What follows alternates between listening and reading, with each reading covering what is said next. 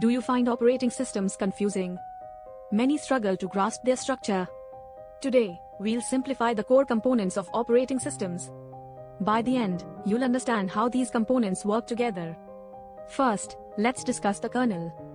The kernel is the heart of the operating system. It manages the CPU, memory, and hardware. When you open an app, the kernel loads and assigns resources. Next, we have system calls. These calls act as gatekeepers to the kernel. Applications use them to request services. For instance, opening a file requires a system call. Now, let's move to the file management system. The OS maintains file names, locations, and permissions. It ensures that users don't overwrite each other's files. The fourth component is memory management. The OS decides how much RAM each program gets. It also frees RAM when it's no longer needed. Let's talk about process management next. A process is simply a running program. The OS starts, executes, and terminates these processes. Then, we have I/O device management. This handles all input and output devices.